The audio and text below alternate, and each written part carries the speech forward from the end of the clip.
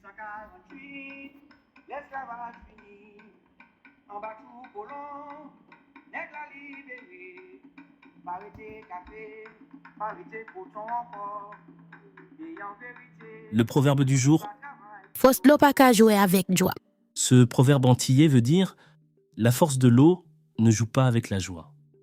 C'est le 28 mai 1802, à l'habitation d'Anglemont, sur les hauteurs de Matouba, en Guadeloupe. Un homme attend. Il sait que dans quelques heures, tout sera fini. Le soleil se lève sur les mornes, l'air sent la canne, la terre mouillée, la poudre. Quelque part dans la forêt, on entend les tambours des soldats de Richepense qui se rapprochent. Lentement, inexorablement. Autour de lui, ses derniers compagnons, hommes, femmes, enfants, ont fait le même choix. Un choix insensé, désespéré, sublime. Ils sont peut-être 300, peut-être plus, des soldats qui ont combattu pour la République, des femmes qui ont choisi la liberté plutôt que les chaînes, des enfants qui ne connaîtront jamais l'esclavage, tous réunis dans ce domaine perché sur les hauteurs, au pied du volcan, comme si la terre elle-même les protégeait. Ils ne se rendront pas. Ils ne seront pas esclaves. Et quand les soldats de Napoléon donneront l'assaut, cet homme, cet officier, ce Guadeloupéen, fera exploser le domaine. Lui, ses compagnons et ses ennemis avec lui. Vivre libre ou mourir. Cet homme s'appelait Louis Delgrès. Bienvenue dans Figures de Guadeloupe. Je suis Didier Mondor de Saint-Ouen-sur-Seine et aujourd'hui je vous raconte l'une des histoires les plus bouleversantes de toute l'histoire des Antilles. Je dédie ce podcast à mes filles Margot et Gabrielle. Bonne écoute. Prenez un moment, respirez, parce que ce que nous allons traverser ensemble aujourd'hui, c'est bien plus qu'une leçon d'histoire. C'est une leçon d'humanité. Pour comprendre Louis Delgrès, il faut d'abord comprendre l'époque dans laquelle il vivait. Et croyez-moi, cette époque était une époque de feu. Imaginez la Guadeloupe à la fin du XVIIIe siècle. Une île magnifique, certes. Cariquera, l'île aux belles eaux, comme l'appelaient les Amérindiens Kalinagos qui l'habitaient avant l'arrivée des Européens.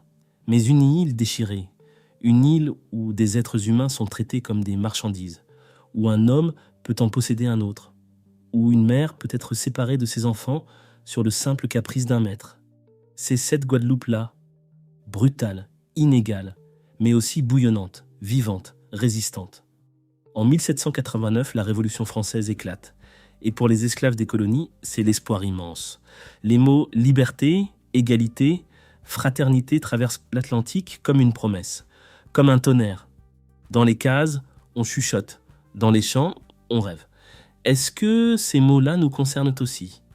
Est-ce que la liberté, c'est pour nous aussi ? En 1794, date historique, gravez-la dans votre mémoire. La Convention nationale abolit l'esclavage dans tous les territoires français. Pour la première fois dans le monde occidental, des centaines de milliers d'hommes et de femmes deviennent libres par décret. Un décret, quelques mots, et des vies entières qui basculent. En Guadeloupe, cette liberté est réelle, concrète. Des hommes anciennement esclaves deviennent soldats, officiers, citoyens. Ils apprennent à lire, ils portent des uniformes, ils défendent leur île.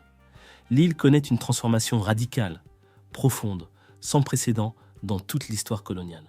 C'est dans ce contexte que Louis Delgrès s'élève. C'est dans cette Guadeloupe nouvelle, libre et fière qu'il devient l'homme qu'il est. Mais en 1789, tout bascule. Napoléon Bonaparte prend le pouvoir en France avec son coup d'État du 18 Brumaire. Et cet homme ambitieux, ce général conquérant qui a fasciné l'Europe entière, a une idée terrible, reconstruire l'empire colonial français. Et pour cela, pour les profits, pour les plantations, pour le sucre et le café, rétablir l'esclavage. En 1802, la loi du 20 mai rétablit officiellement l'esclavage dans les colonies françaises.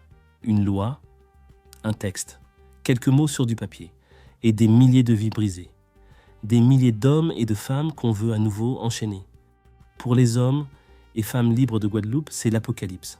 Tout ce qu'ils ont construit, tout ce qu'ils sont devenus, effacé d'un trait de plume. Louis Delgrès naît en 1766 à Saint-Pierre, en Martinique. Attention, c'est un détail important que certains oublient. Il est né en Martinique, pas en Guadeloupe. Mais son histoire appartient à la Guadeloupe, à la Caraïbe tout entière. Parce que certains destins dépassent les frontières des îles. Il est ce qu'on appelait alors un homme de couleur libre. Né d'un père blanc et d'une mère noire ou métisse, libre de naissance. Dans la société coloniale de l'époque, c'était une position ambiguë, inconfortable, douloureuse. Pas esclave, mais pas vraiment égal aux blancs non plus. Regardé de travers des deux côtés, entre deux mondes, entre deux destins possibles. Certains hommes, dans cette position, choisissaient de se rapprocher du pouvoir blanc, de faire oublier leur origine, de survivre en silence. Delgrès, lui, va choisir autrement. Il choisit le service militaire. Et c'est là que son destin bascule. Avec la Révolution et l'abolition de l'esclavage en 1794, Delgrès monte en grade. Il devient officier, un fait remarquable, presque inimaginable pour un homme de couleur à cette époque. Il faut mesurer ce que ça représentait. Dans un monde où votre couleur de peau définissait votre valeur, votre destin, votre humanité même. Porter un uniforme d'officier, commander des hommes, être respecté pour votre courage et votre intelligence, c'était révolutionnaire. Il combat pour la France. Il défend la Guadeloupe contre les Britanniques qui tentent de s'emparer de l'île pendant les guerres révolutionnaires. Il est blessé plusieurs fois. Il tient. Il résiste. Il est courageux, respecté, loyal. Un soldat de la République. Un homme qui croit aux idéaux qu'on lui a promis. En 1801, il est lieutenant-colonel, commandant de la place de Basse-Terre. C'est l'un des officiers les plus hauts gradés de couleur dans toutes les colonies françaises. Un homme qui a tout mérité. Tout gagné par son courage et son sang versé. Et puis Napoléon envoie ses soldats. En janvier 1802, l'amiral Lacrosse tente déjà de restaurer l'autorité coloniale et de désarmer les soldats noirs. Il échoue, les soldats se révoltent, Lacrosse est chassé de l'île. La résistance commence, mais en mai 1802, le général Richepens se débarque avec des milliers de soldats aguerris, des vétérans des guerres napoléoniennes, des hommes qui ont traversé l'Europe entière, des hommes durs, efficaces, impitoyables. Sa mission est claire, rétablir l'ordre et rétablir l'esclavage. Delgrès comprend ce que cela signifie, non seulement pour lui-même, mais pour tous les hommes et femmes libres de Guadeloupe. Imaginez ce moment. Vous êtes officier, vous avez servi votre pays pendant des années. Vous avez risqué votre vie pour lui. Vous portez ces cicatrices sur votre corps, vous avez des galons sur les épaules gagnés au prix de votre sang. Et maintenant, ce même pays vous dit « Tu vas redevenir esclave ». Qu'est-ce qu'on fait dans ce moment-là? Qu'est-ce qu'on choisit? Louis Delgrès fait alors quelque chose d'extraordinaire. Il décide de résister. Le 10 mai 1802, alors qu'il est assiégé dans le fort Saint-Charles, à Basse-Terre, Delgrès rédige une proclamation. Assis dans ce fort, cerné par les troupes de Richepens, cet homme prend une plume et écrit l'un des textes les plus puissants de toute l'histoire des Antilles. À tout l'univers entier, le dernier cri de l'innocence et du désespoir. Comprenez la force de ce texte.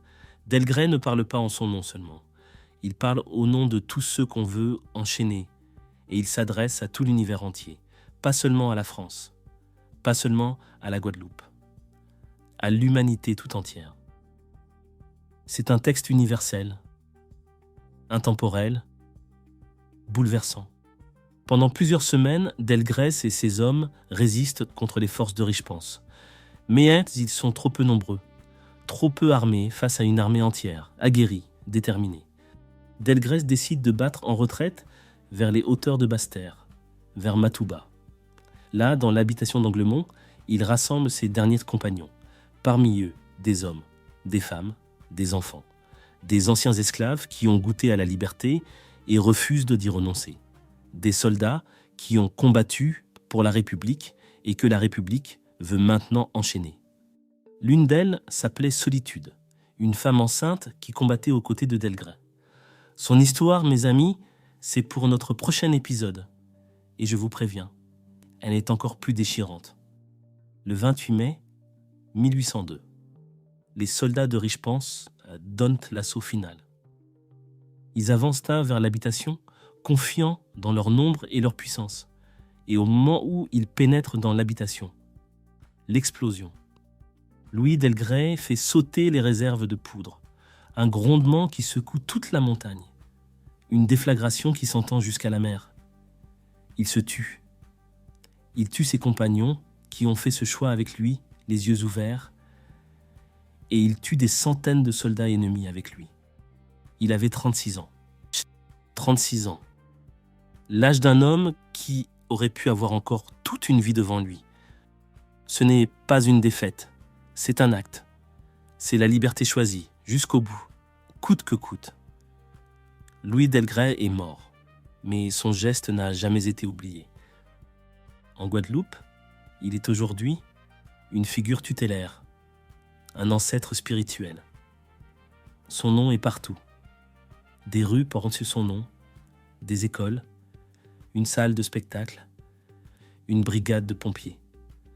Le fort Saint-Charles, où il a résisté avec tant de courage, s'appelle désormais Fort Delgray. Quand vous marchez dans les rues de Basse-Terre, vous marchez dans ses pas. En 1998, presque 2 siècles après sa mort, l'État français lui rend un hommage officiel. Son nom rejoint le panthéon des figures de la résistance française, mais son héritage dépasse largement la Guadeloupe. Il est l'une des premières figures dans l'histoire mondiale à avoir résisté, les armes à la main, au rétablissement de l'esclavage. Dans la même époque de feu que Toussaint Louverture en Haïti, que Jean-Jacques Dessalines, Delgray portait la même flamme. La flamme inextinguible de la dignité humaine. Il a transformé sa mort en manifeste. L'explosion de Matouba, c'est un nom gravé dans la roche volcanique de la Guadeloupe. Non à l'esclavage, non à la soumission, non à l'effacement de sa dignité d'homme. Comme toujours dans ce podcast, il faut aussi regarder les zones d'ombre, les questions qui dérangent. Parce que l'histoire vraie n'est jamais simple. Première question. Delgray a-t-il vraiment représenté tous les habitants de Guadeloupe? Non. Magloire Pélage, un autre officier de couleur, a choisi de se soumettre à Richepense. D'autres hommes libres ont collaboré avec les forces coloniales, espérant peut-être préserver quelque chose, survivre, protéger leur famille. La résistance n'était pas unanime. Et ces choix-là aussi méritent d'être compris, même quand on ne les approuve pas. Deuxième question. L'explosion de Matouba a aussi tué des civils, des soldats qui obéissaient aux ordres, des hommes qui n'avaient peut-être pas choisi d'être là. Est-ce que la fin justifie les moyens? C'est une question que l'histoire pose, même quand on admire profondément l'homme. Troisième question, et celle-là, elle me tient particulièrement à cœur. Pourquoi Delgray est-il si peu connu en France hexagonale? Pourquoi son nom n'est-il pas dans tous les manuels scolaires, à côté de Vercingétorix et Jeanne d'Arc? Pourquoi faut-il un podcast caribéen, créé depuis Saint-Ouen-sur-Seine, pour raconter son histoire à ceux qui ne la connaissent pas encore? Cette invisibilité-là aussi, elle dit quelque chose. Elle dit que certaines mémoires doivent se battre plus que d'autres pour résister à l'oubli officiel. Et c'est précisément pour ça que Figure de Guadeloupe existe. Louis Delgray, 1766-1802, 36 ans, né en Martinique, mort en Guadeloupe, vivant dans toutes les mémoires caribéennes. Il n'a pas gagné militairement. Les soldats de Napoléon ont rétabli l'esclavage en Guadeloupe. Ils l'ont maintenu pendant encore 46 longues années, jusqu'en 1848, quand Victor Schœlcher obtient enfin l'abolition définitive. 46 ans de chaîne supplémentaire. 46 ans pendant lesquels des générations entières ont vécu dans l'horreur. Mais Delgray a dit non haut et fort. Il a dit « Nous existons, nous avons une dignité et personne, aucune loi, aucune armée, aucun empire ne peut nous l'enlever. Vivre libre ou mourir. » Ces mots résonnent encore aujourd'hui, sur cette île papillon au milieu de la mer des Caraïbes. Karoukéra, la Guadeloupe, mon île. Notre île. Dans le prochain épisode, nous resterons en 1802, dans ce même tourbillon de feu et de sang. Mais cette fois, nous parlerons d'une femme enceinte qui a choisi de se battre jusqu'au bout aux côtés de Delgrès et dont l'histoire était peut-être encore plus déchirante que la sienne. Avant de vous quitter, une pensée pour tous ceux qui portent cette histoire dans leurs veines, sans toujours le savoir. Delgrès a choisi la mort plutôt que l'effacement. Il nous enseigne qu'il existe des causes qui valent plus que la survie. Margot, Gabriel, ne renoncez jamais à ce que vous êtes. Si Louis Delgrès vient de rentrer dans votre vie, bienvenue dans le club. Abonnez-vous sur Spotify, Apple Podcast, Deezer, Amazon Music. Suivez la chaîne YouTube, Figures de Guadeloupe, Instagram et Facebook.